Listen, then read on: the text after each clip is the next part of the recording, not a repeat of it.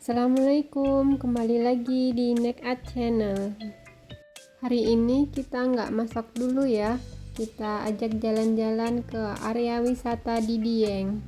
Sebelumnya, yang belum subscribe, klik subscribe, dan bunyikan tanda loncengnya ya. Pastikan, klik pengaturan pojok kanan atas, untuk kualitas tinggi video, agar bisa menikmati pemandangannya ya. Pertama, kita kenali rutenya dulu. Saya berangkat jam 8 pagi dari Jogja, dekat UPN Veteran Yogyakarta. Mungkin objek wisata di Dieng sudah banyak direview oleh teman-teman YouTuber lainnya ya. Untuk rutenya dari Yogyakarta menuju Muntilan, lalu ke Magelang, lalu Purworejo, dan masuk ke Jalan Kali Abu. Seperti gambar map di video, lalu kita lewat Pasar Sapuran Wonosobo, dan nanti kita akan lewat kota Wonosobo dan menuju ke Dieng. Jadi kita tidak lewat Temanggung, Parakan. Dengan jarak tempuh kurang lebih 123 km dari Jogja, dengan waktu kira-kira 3 jam 52 menit, 4 jam kira-kira. Ini di tanda jalan kita sudah melewati arah ke Candi Borobudur, dan kita sudah sampai di perbatasan Jawa Tengah dengan Jogja. Sudah di daerah Magelang, arah menunjukkan ke daerah Borobudur. Karena kita masih di jalan utama, jadi jalannya masih lebar dan ramai lancar di waktu hari libur ini. Jalan Magelang, Yogyakarta.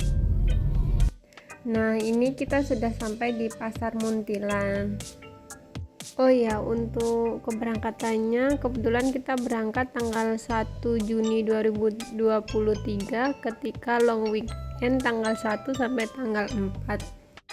Ini kita sudah memasuki daerah Magelang menuju Jalan Sudirman. Dari Tugu Bapak Sudirman kita belok kiri. Nah, dari jembatan ini akan ada tanda kalau lurus bisa ke Borobudur atau Putuk Setumbu, tapi kita belok ke arah Purworejo. Nah, ini kalau lurus kita ke Borobudur, tapi kita belok ke kanan menuju arah Purworejo. Dari Tugu ini kita tetap lurus menuju arah Purworejo. Di daerah Magelang, karena masih pagi, kita sering berpapasan dengan mobil VW. Ciri khasnya wisata persawahan di Magelang, kita bisa sewa mobil VW karena ini pas lagi long weekend. Kalau kita tidak pakai Google Map, kita bisa lihat pelang di jalan untuk arah ke Purworejo. Perjalanan kita hari ini cuaca cukup cerah, semoga cerah juga sampai di sana. Dan juga semoga perjalanannya lancar dan selamat sampai tujuan. Dari daerah Magelang Purworejo ini kita akan mulai memotong jalan melewati Jalan Kali Abu, Kecamatan Salaman, Magelang. Itu sebabnya kita dari Magelang tidak melewati Temanggung atau Parakan. Kali Abu adalah desa di Kecamatan Salaman, Magelang, Jawa Tengah. Desa ini terletak di dataran yang lebih tinggi dibanding desa-desa lainnya di kecamatan yang sama. Kondisi geografisnya tidak merata, naik turun dengan jalan yang berkelok-kelok. Jadi kalian tetap harus berhati-hati ya saat berpapasan dengan kendaraan yang lain. Sambil jalan, saya akan beri beberapa tips versi saya dan suami untuk kalian yang mau merencanakan perjalanan ke Dieng. Jadi tetap tonton sampai akhir ya, jangan ada yang ketinggalan ya, oke? Untuk tips yang pertama dan yang paling penting adalah cek kendaraan sebelum bepergian. Seperti saya dan suami yang mau pergi ke Dieng yang otomatis wilayahnya di dataran tinggi. Jadi motor atau mobil kalian harus mumpuni dan mampu untuk medan yang menanjak. Pastikan rem berfungsi dengan baik. Ini jalanannya sempit dan berkelok-kelok naik turun, jadi tetap pastikan selalu hati-hati ya di jalan. Untuk tips yang kedua, harus mengetahui berapa lama perjalanan yang kalian tempuh untuk menuju ke lokasi tempat kalian berwisata. Karena saya dan suami ke Dieng, sudah dicek melalui Google Map, perkiraan membutuhkan waktu kurang lebih 4 jam perjalanan. 4 jam itu jika jalanan dalam kondisi ramai lancar dan tidak macet. Tidak terasa ini sudah mulai jam 10:15, kita sudah keluar dari jalan Kali Abu menuju Kertek Wonosobo. Jadi kita belok kanan. Keluar dari jalan Kali Abu, jalannya mulai halus dan juga lebar. Untuk tips yang ketiga, waktu berangkat. Nah, karena waktu yang ditempuh untuk sampai kurang lebih 4 jam, jika itu perjalanannya lancar dan tidak macet, jadi saya dan suami memutuskan untuk berangkat pagi. Apalagi kalian yang harus tahu destinasi tempat wisata mana saja yang akan dikunjungi. Jadi kita bisa atur waktu agar lebih efisien.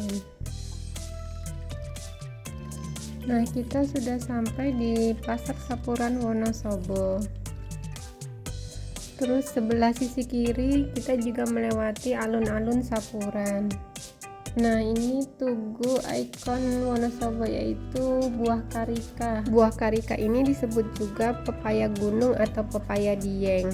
Buah karika ini maskotnya Wonosobo karena tanaman ini hanya tumbuh di daerah Dieng dan Bedugul Bali. Di Bedugul Bali, buah ini disebut dengan gedang momedi, hanya saja kurang dibudidayakan. Nah, kita sudah sampai di Tugu 0 km Wonosobo. Ini kita lewat di kotanya pukul 10.30 pagi. Kita lewat Jalan Ahmad Yani, jadi memutari jalur searah dari alun-alun Wonosobo. Jadi selamat datang di pusat kotanya Wonosobo. Nah, ini kita lewat alun-alun Wonosobo. Di alun-alun Wonosobo ramai ya, banyak siswa yang selesai upacara karena hari ini tanggal 1 hari lahirnya Pancasila. Sekarang sudah pukul 11:04. Karena kita sudah di kota Wonosobo, kita cari makan dulu di mie ongklok. Ini juga ciri khasnya makanan di Wonosobo juga, plus mendinginkan mesin mobil, baru kita lanjut perjalanan lagi.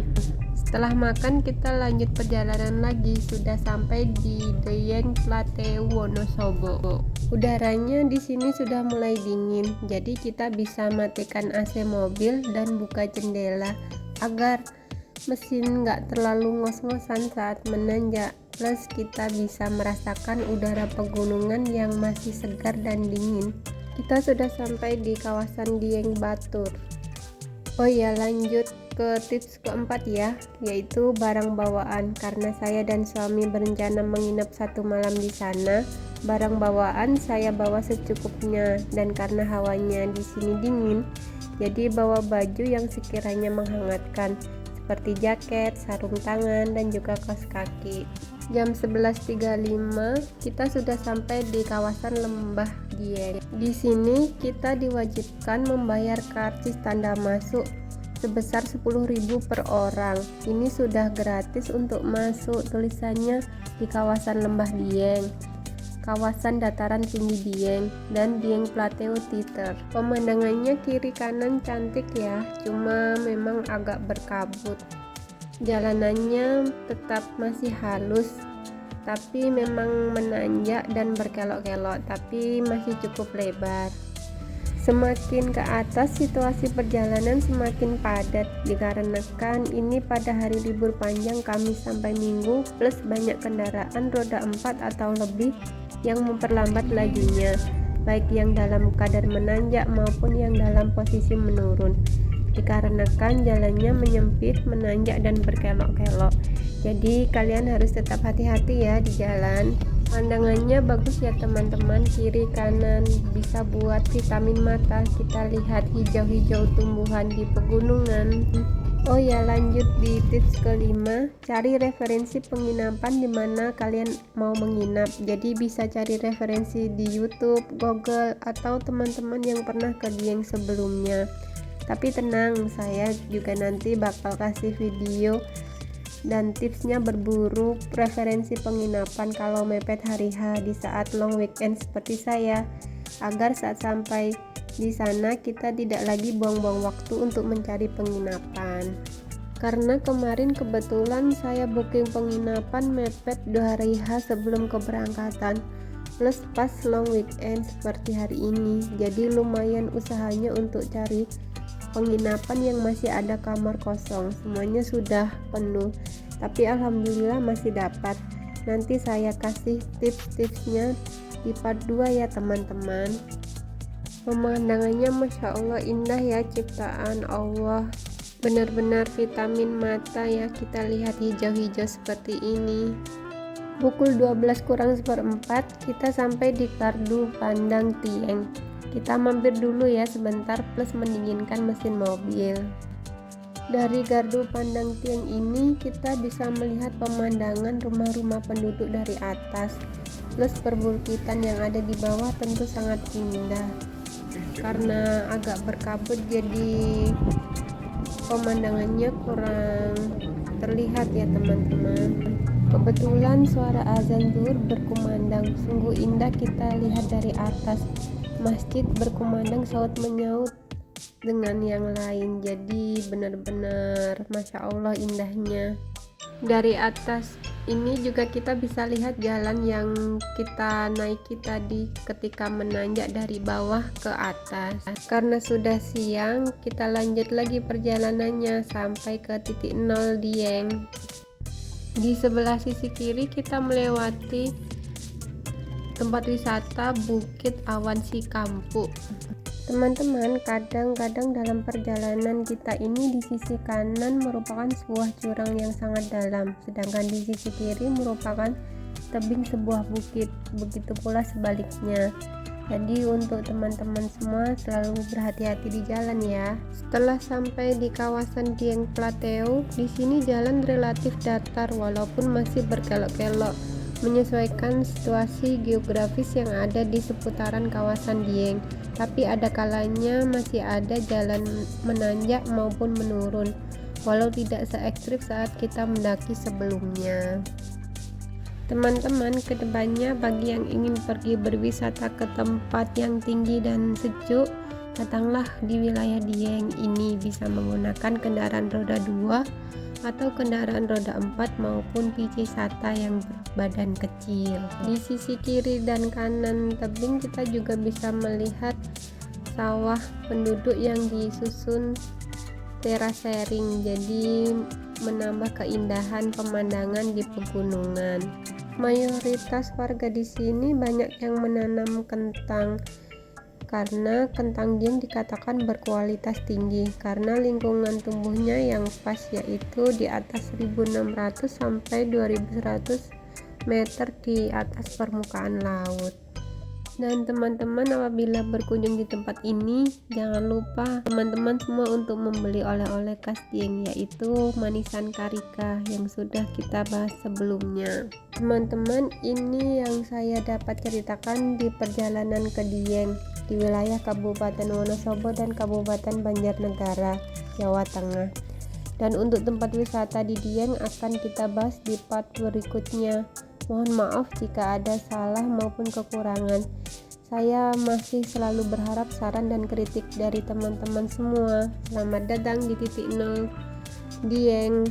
Wassalamualaikum warahmatullahi wabarakatuh.